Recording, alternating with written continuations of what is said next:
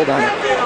He takes some shots on the gloves now and resets. Soto Karass in the orange and black, fighting at a distance now and not punching. So Gomez is the guy coming forward. He evades a punch, but doesn't counter. Combination taken on the gloves by Soto Karass.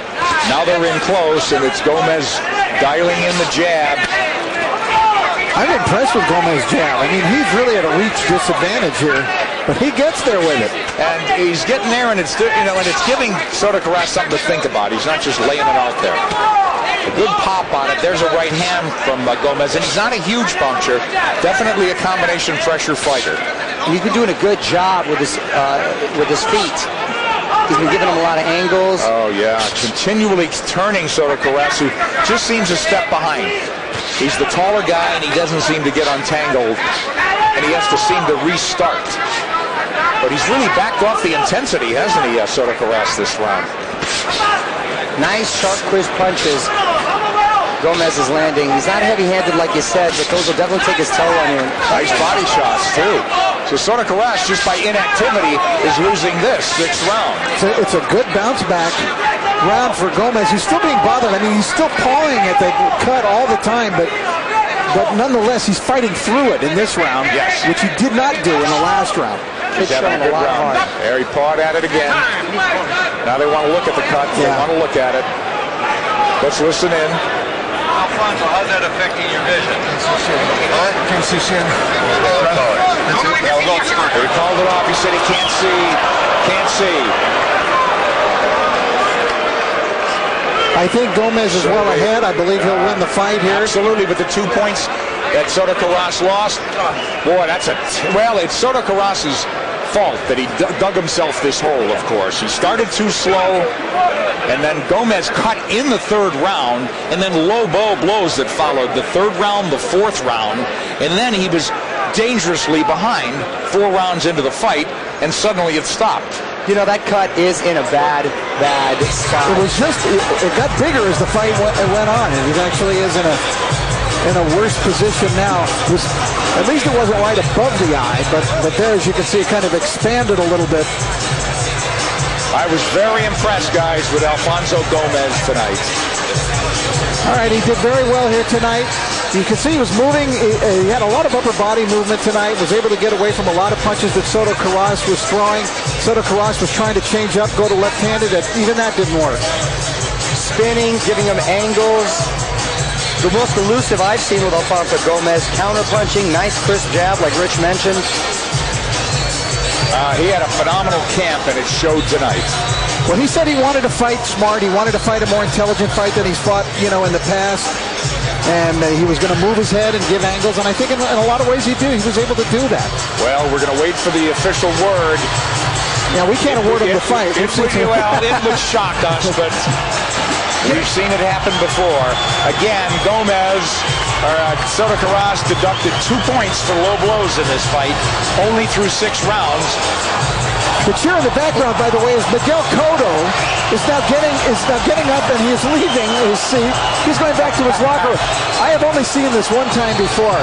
The night that Cassius Clay beat Sonny Liston, before he became Muhammad Ali, February 25th, 1964, he came out, his brother Rudy, known as Rudy Clay then, was fighting in a 4-rounder in a preliminary. He came out and watched his brother fight, and then went back to his dressing room to get ready to fight. I can honestly say I've never seen that before, and I got to tell you, I think you would have you'd get a little bit fired up. You'd feel the energy, you'd feel the love in the arena. It's got to give you just another extra little boost, I imagine. And he's an old pro, so he's not going to get too warmed up and let it get to him. But I think that's not such a bad idea. I don't think it should be discouraged. It was nice to see the champ out here. That's a pleasure. We'll wait for the decision here, and then we'll talk about the ramifications for both guys based on who wins, who loses. This was crucially important, this fight. Inconclusive in many ways, but let's listen in now. Ladies and gentlemen, your attention please. The contest comes to a halt at 2-4-1 of round number 6. The cause is because the doctor said the contest could no longer continue due to an accidental headbutt suffered by Gomez. Under the rules of the Nevada State Athletic Commission and the unified rules of the American Boxing Commission, we go to the scorecards because more than 4 rounds of boxing have been completed. The scoring is as follows. Eric Cheek scores at 58-54. Patricia Morse-Jarman, 57-55. And C.J. Ross scores at 57-55 for the winner of the contest, Alfonso S. Gomez, and he is now WBC Continental America's champion. You know, the amazing thing there, it would have been a majority draw had the 2 low blows not been counted. Very interesting. I mean, and I thought Gomez dominated that fight, guys. You do, for those of you wondering, questioning the numbers there of the scoring, you do score that last round, even though it was stopped in the round. The judges score it. Nick, I got to tell you, I'm really happy for him because I know sometimes fighters get a stigma where if they quit, they're not going out. I think it's a horrible thing because you live to fight another day, but I don't think Gomez has ever been questioned for not having enough heart or not in his career or not going out there and not giving it his all. He's a good kid. He's a tough kid. He followed a lot of heart, and I'm glad to see that he came out victorious tonight. And maybe we'll see him again, Gomez and Caras. We're waiting, of course, for the next bout of the night. A title on the line, WBA Super Welterweight title. It's Daniel Santos defending his belt against the undefeated Yuri Foreman. Biggest fight, biggest night of his life. We're at the MGM Grand in Las Vegas, and Manny Pacquiao, pound for pound king, arriving now, and shouts the roar of the crowd, the Filipino flash, and the Filipino parties that are going around nationwide, worldwide for this guy. Everybody knows him. You don't have to be a fight fan. He supersedes boxing in the Philippines. And look at, when you make Time Magazine, then you're really crossing over. Well, that's exactly right, Nick. You've really hit on the important point there. This guy has made the transcendent jump. He now transcends the Philippines. He transcends just boxing.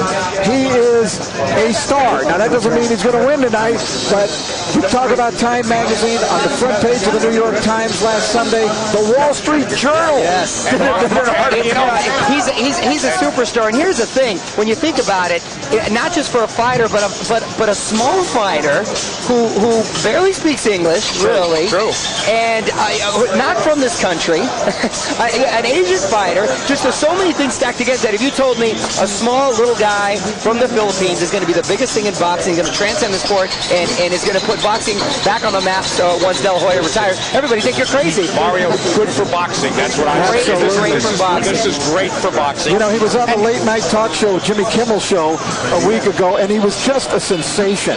Just an absolute sensation. Well, let me ask you this. What about the distractions? You know, his entourage is legendary, and I know that Freddie Roach would have loved, and Mario, you know, you're at the Wildcard Gym all the time. He would have loved to have him there the entire camp. It wasn't to be.